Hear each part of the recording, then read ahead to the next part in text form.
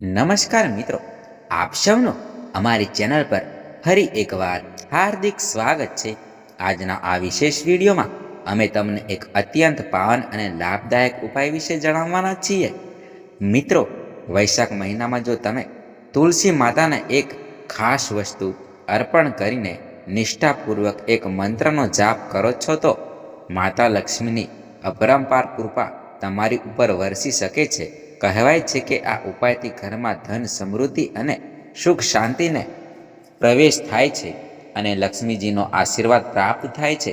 મિત્રો, વૈશાખ મહિનામાં તુલસી માતાની શ્રદ્ધાપૂર્વક પૂજા કરવામાં આવે અને સાથે યોગ્ય મંત્રોચ્ચાર કરવામાં આવે તો અનેક ઈચ્છાઓ પૂર્ણ થવાની માન્યતા છે.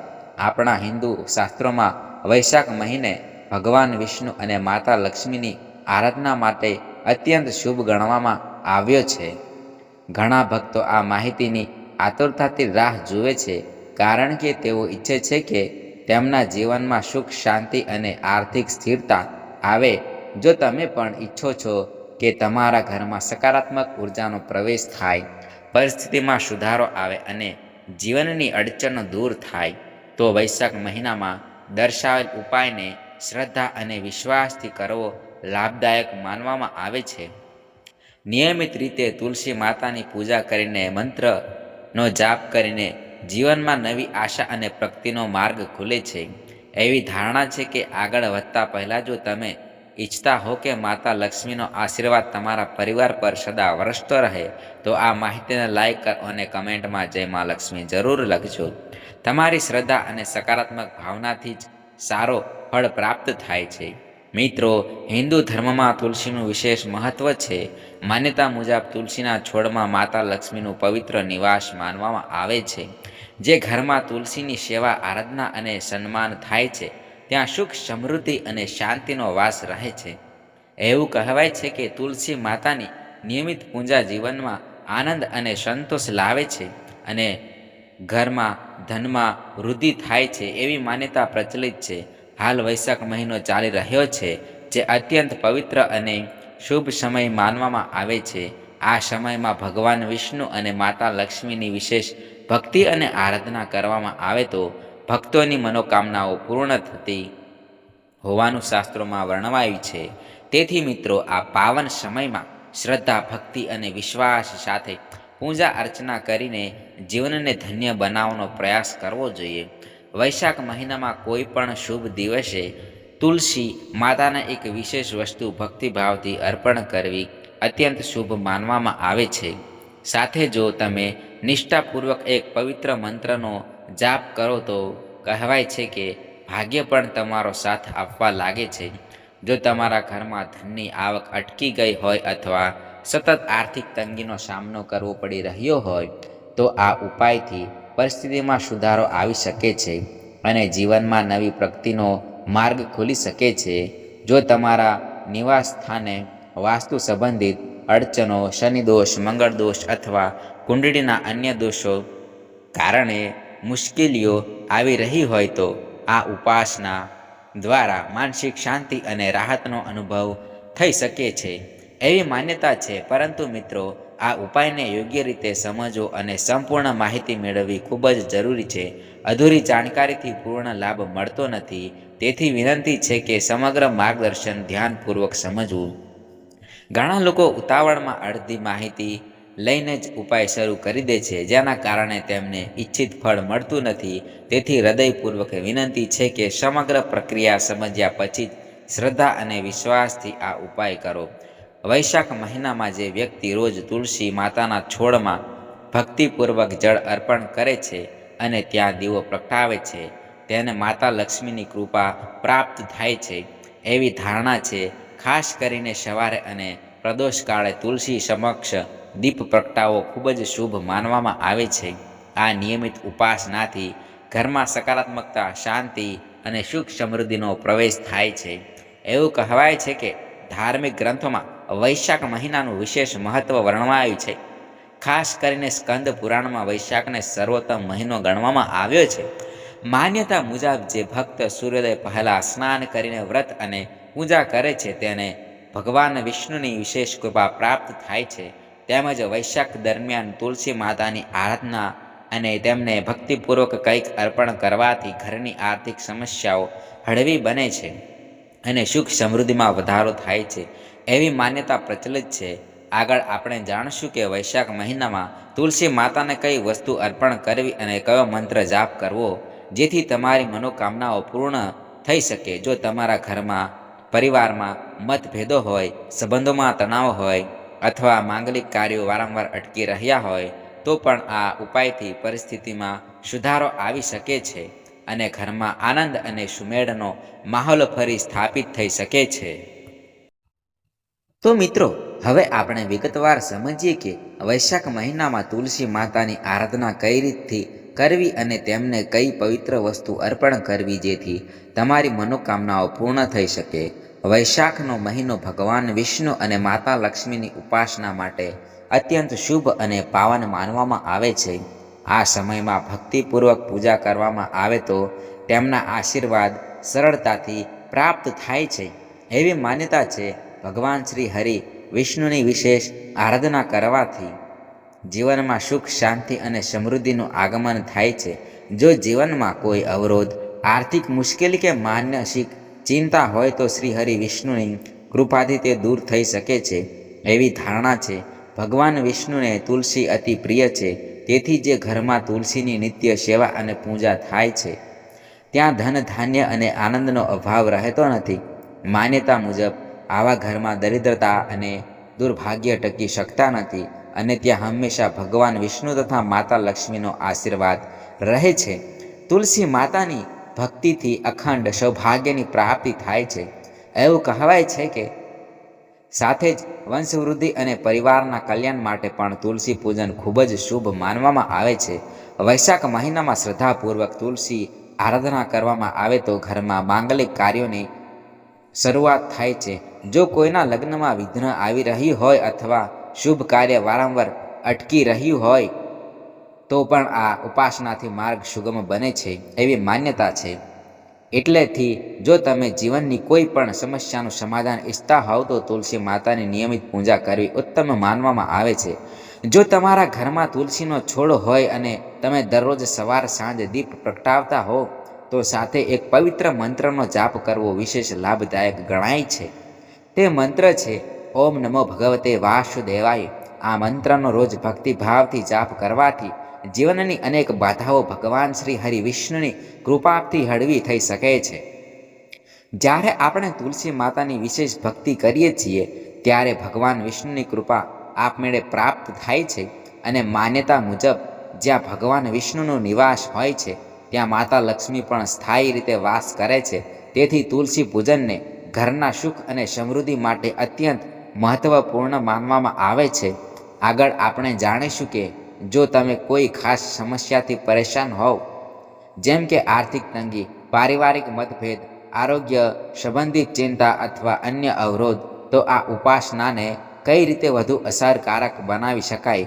જો તમે કર્જના બોજ નીચે દબાઈ ગયા હોવ, ઘરમાં આનંદ અને સમૃદ્ધિની કમી અનુભવાતી હોય, વ્યવસાયમાં સતત અવરોધો આવી રહ્યા હોય અથવા નોકરીમાં પ્રમોશન મળતું ન હોય કે પછી મનપસંદ રોજગાર મેળવવામાં મુશ્કેલી પડી રહી હોય તો આવી પરિસ્થિતિમાં વૈશાખ મહિનામાં તુલસી માતાની વિશેષ આરાધના કરવી શુભ માનવામાં આવે છે. ચાલો હવે સમજીએ કે આ પવિત્ર મહિનામાં તુલસી પૂજન કઈ રીતે કરવું અને કઈ પાવન વસ્તુ અર્પણ કરવાથી સદભાગ્યનું દ્વાર ખુલશે અને મનોકામનાઓ પૂર્ણ થવાની માન્યતા છે. વિગતવાર ઉપાય જાણતા પહેલાં એક વિનંતી, માહિતી સંપૂર્ણ રીતે સમજીને જ અનુસરવી, કારણ કે અધૂરી સમજણથી ઈચ્છિત પરિણામ મળતા નથી. શ્રદ્ધા, નિયમ અને સ્વચ્છતા આ 3 બાબતો ખાસ મહત્વની છે. જો તમારા ઘરમાં તુલસીનો છોડ હોય તો તેની નિયમિત અને સન્માનપૂર્વક સંભાળ રાખવી જરૂરી છે. જ્યાં તુલસી સ્થાપિત હોય ત્યાં ક્યારેય ગંદકી ન થવા દેવી. કેટલાક લોકો તુલસી પાસે જ ચંપલ બૂટ રાખી દેતા હોય છે, જે ધાર્મિક દ્રષ્ટિએ યોગ્ય માનવામાં આવતું નથી. તુલસીને માતા લક્ષ્મીનું સ્વરૂપ માનવામાં આવે છે, તેથી તેની પૂજા પણ એ જ ભાવથી કરવી જોઈએ, શ્રદ્ધા, સ્વચ્છતા અને આદર સાથે. વૈશાખ મહિનામાં જો તમે આ નિયમોનું પાલન કરીને તુલસી માતાની સેવા કરો તો શુભ ફળની પ્રાપ્તિ થવાની માન્યતા છે. હવે વાત કરીએ કે પૂજા સમયે શું અર્પણ કરવું. વૈશાખમાં કોઈ પણ શુભ દિવસે વહેલી સવારે ઉઠીને સ્નાન કર્યા બાદ તુલસી સમક્ષ શુદ્ધ ઘીનો દીવો પ્રગટાવવો. દીપદાન સકારાત્મક ઉર્જા અને શાંતિનું પ્રતીક માનવામાં આવે છે. સાથે જ તુલસી માતાને લાલ રંગની ચુંદડી અર્પણ કરવી અત્યંત મંગલકારી ગણાય છે. માન્યતા મુજબ તુલસીનો છોડ લાલ વસ્ત્ર વિના અધૂરો માનવામાં આવે છે. લાલ ચુંદડી સમૃદ્ધિ અને શુભતાનું પ્રતીક છે. જો વૈશાખ મહિનામાં ભક્તિપૂર્વક તુલસી માતાને લાલ ચુંદડી અર્પણ કરવામાં આવે તો તેને ખૂબ શુભ માનવામાં આવે છે અને જીવનમાં સકારાત્મક પરિવર્તન આવવાની ધારણા છે. આ રીતે નિયમિત અને શ્રદ્ધાપૂર્વક તુલસી પૂજન કરવામાં આવે તો ઘરમાં સુખ શાંતિ સમૃદ્ધિ અને સદભાગ્યનો પ્રવેશ થાય છે એવી માન્યતા પ્રચલિત છે. અતેત જ્યારે પણ તમે આ ઉપાય કરો ત્યારે તુલસી માતાને લાલ ચુંદડી અર્પણ કરીને શુદ્ધ ઘીનો દીવો પ્રગટાવો અને ભક્તિભાવથી ઓમ નમો ભગવતે વાસુદેવાય મંત્રનો જાપ કરો. મંત્રોચ્ચાર કર્યા બાદ તુલસીના છોડની 7 પ્રદક્ષિણા અવશ્ય કરો. પ્રદક્ષિણા શ્રદ્ધા અને સમર્પણનું પ્રતીક માનવામાં આવે છે, તેથી શાંત મન અને વિશ્વાસપૂર્વક કરવી. જો તુલસી માતાને ઓઢાવેલી લાલ ચુંદડી જૂની થઈ ગઈ હોય, તેના દોરા છૂટી ગયા હોય અથવા તે ફાટી ગઈ હોય તો તેને બદલીને નવી સ્વચ્છ ચુંદડી અર્પણ કરવી શુભ માનવામાં આવે છે. કહેવાય છે કે આ રીતે સન્માનપૂર્વક ચુંદડી બદલવાથી માતા લક્ષ્મી પ્રસન્ન થાય છે. ખાસ કરીને વૈશાખ મહિનામાં આ નિયમનું પાલન કરવામાં આવે તો વધુ શુભ ફળ મળવાની માન્યતા છે. જ્યારે પણ તમે તુલસી માતાને લાલ વસ્ત્ર અર્પણ કરો છો ત્યારે તેને સૌભાગ્ય અને સમૃદ્ધિનું પ્રતીક માનવામાં આવે છે. સાથે જ તમે તુલસીના કુંડામાં કે તેની આજુબાજુ કોઈ અનિચ્છનીય છોડ અથવા ઝાંખર ઉગી જાય તો તેને તરત દૂર કરી દેવું જોઈએ. ખાસ કરીને કાંટાળા છોડ તુલસીની પાસે ઉગે તો અશુભ માનવામાં આવે છે, પરંતુ જો તુલસીની બાજુમાં કેળનો છોડ વાવવામાં આવે તો તેને શુભ માનવામાં આવે છે, કારણ કે ધાર્મિક માન્યતા મુજબ તેમાં પણ ભગવાન વિષ્ણુનો નિવાસ માનવામાં આવે છે. તેથી તુલસી અને કેળ બંનેની ભક્તિપૂર્વક સેવા કરી શકાય. સાથે જ કુંડામાં અન્ય કોઈ અયોગ્ય છોડ ઉગી આવે તો તેને તરત જ કાઢી નાખવો જોઈએ, જેથી તુલસી માતાની યોગ્ય રીતે સંભાળ થઈ શકે. આ રીતે સાવધાની અને શ્રદ્ધા સાથે તુલસીની સેવા કરવાથી સકારાત્મક ઉર્જાનો વિકાસ થાય છે. ખાસ કરીને વૈશાખ મહિનામાં વિશેષ પૂજન કરીને અને લાલ ચુંદડી અર્પણ કરીને ભક્તિ કરવામાં આવે તો મનોકામનાઓ પૂર્ણ થવાની માન્યતા છે. ઘરમાં તુલસીનો છોડ હોવો પોતે જ શુભ માનવામાં આવે છે અને તેની ઉપાસનાથી અનેક લાભ પ્રાપ્ત થાય છે. પરંતુ તુલસી માતાની કૃપા ત્યારે જ પ્રાપ્ત થાય છે જ્યારે આપણે તેની નિયમિત પૂજા કરીએ, સ્વચ્છતા જાળવીએ અને પ્રેમથી તેની સંભાળ રાખીએ. હવે વાત કરીએ વૈશાખ મહિનાના ગુરુવાર વિશે. આ દિવસે તુલસી માતાની વિશેષ આરાધના કરવી અત્યંત શુભ ગણાય છે. વૈશાખના કોઈ પણ ગુરુવારે વહેલી સવારે સ્નાનાદિ કરીને શુદ્ધ વસ્ત્ર ધારણ કરીને તુલસી સમક્ષ દીપ પ્રગટાવી અને મંત્ર જાપ સાથે ભક્તિપૂર્વક પૂજા કરવી શુભ માનવામાં આવે છે. વૈશાખ મહિનાના ગુરુવારે વિશેષ પૂજા કરતાં પહેલાં દૈનિક કાર્યો પૂર્ણ કરીને સ્નાન કરવું અને ત્યારબાદ પીળા રંગના વસ્ત્રો ધારણ કરવું શુભ માનવામાં આવે છે. પીળો રંગ ભગવાન વિષ્ણુને અતિ પ્રિય ગણાય છે, તેથી પીળા વસ્ત્રો પહેરવાથી ગુરુ ગ્રહ મજબૂત બને છે એવી માન્યતા છે અને શ્રી હરિ વિષ્ણુની કૃપા પ્રાપ્ત થવાની ધારણા છે. આથી વૈશાખ મહિનાના કોઈ પણ ગુરુવારે પીળા વસ્ત્રો પહેરીને તુલસી માતાના છોડ સમક્ષ જવું, સૌપ્રથમ ભક્તિપૂર્વક પ્રણામ કરવો અને પછી વિધિ અનુસાર પૂજા શરૂ કરવી. માત્ર વૈશાખ જ નહીં, દરેક ગુરુવારે તુલસી પૂજન વિશેષ ફળદાયક માનવામાં આવે છે. પૂજા દરમિયાન તુલસી માતાને કાચું દૂધ અર્પણ કરવું શુભ ગણાય છે. શક્ય હોય તો ગાયનું કાચું દૂધ ઉત્તમ માનવામાં આવે છે, પરંતુ તે ઉપલબ્ધ ન હોય તો અન્ય કાચું દૂધ પણ ચાલે. ધ્યાન રાખો કે દૂધ ઉકાળેલું કે ઠંડુ કરેલું ન હોવું જોઈએ અને તેમાં પાણી મિશ્રિત ન કરવું. જે દૂધ અર્પણ કરો તે શુદ્ધ સ્વરૂપમાં જ અર્પિત કરવું. જો દૂધ ચાંદીના વાસણમાં અર્પણ કરવામાં આવે તો તેને વધુ મંગલકારી માનવામાં આવે છે અને સમૃદ્ધિમાં વધારો થવાની માન્યતા છે.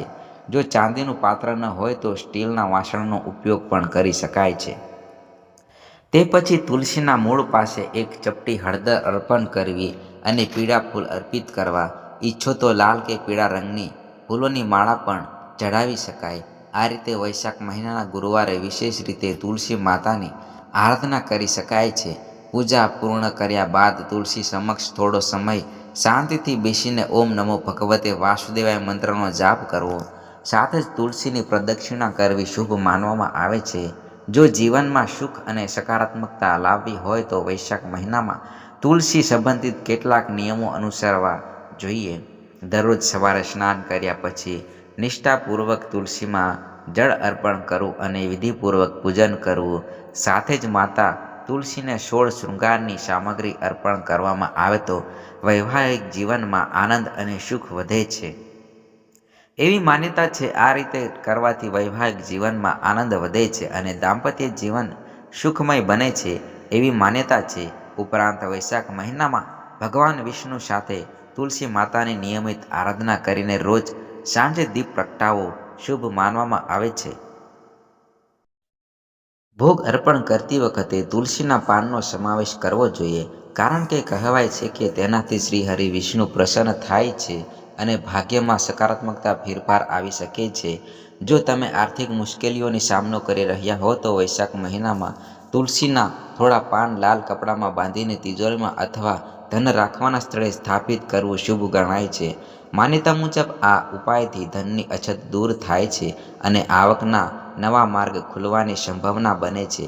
ગુરુવારના દિવસ તુલસી માતાને અર્પિત કરવામાં આવે છે, તેથી વૈશાખ મહિનાના દરેક ગુરુવારે વિશેષ પૂજન કરવાથી ભક્તોને ઉત્તમ ફળ મળે છે એવી માન્યતા છે. ગુરુવારે પૂજા સમયે એક નાનકડા વાસણમાં 7 ગાંઠ હળદર, ગોળનો એક ટુકડો અને 7 દાણા ચણાની દાળ રાખીને તુલસી પાસે અર્પિત કરવું શુભ માનવામાં આવે છે.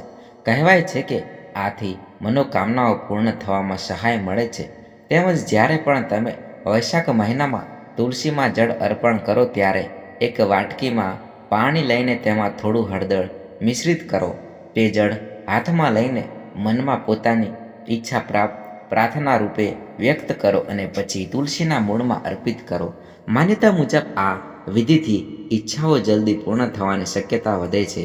વૈશાખ મહિનાના દરેક ગુરુવારે સાંજના સમયે તુલસી સમક્ષ લોટનો દીવો બનાવી તેમાં ઘીનો દીવીટ પ્રગટાવવો પણ ખૂબ મંગળકારી માનવામાં આવે છે. આવી રીતે ભક્તિપૂર્વક આરાધના કરવાથી તુલસી માતા પ્રસન્ન થાય છે એવી ધારણા છે. મિત્રો, આજની માહિતી અહીં પૂર્ણ કરીએ છીએ. તમને આ માર્ગદર્શન કેવું લાગ્યું અને તમે કયા શહેરમાંથી આ વાંચી રહ્યા છો, સાંભળી રહ્યા છો તો કમેન્ટમાં જરૂર જણાવજો. માહિતી ઉપયોગી લાગી હોય તો લાઈક કરો અને મિત્રો સાથે શેર કરવાનું ભૂલશો નહીં. ચેનલ પર નવા હો તો સબસ્ક્રાઈબ જરૂર કરજો. ફરી મળીએ એક નવા વિષય સાથે. ત્યાં સુધી સૌને જય શ્રી કૃષ્ણ. ધન્યવાદ.